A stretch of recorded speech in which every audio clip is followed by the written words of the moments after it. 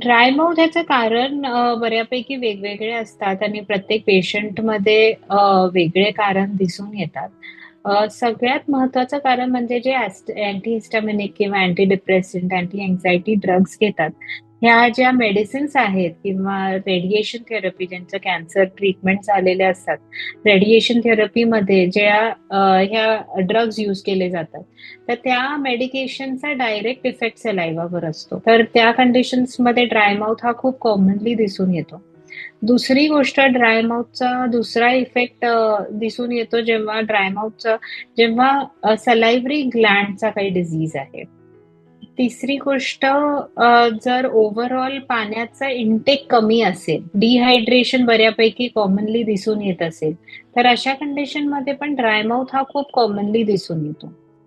लहानपणापासनं जर काही डिसीजेस असतील, ऑटोइम्यून डिसीजेस असतील, तर अशा कंडिशन्समध्ये ड्राय माउथ असतो.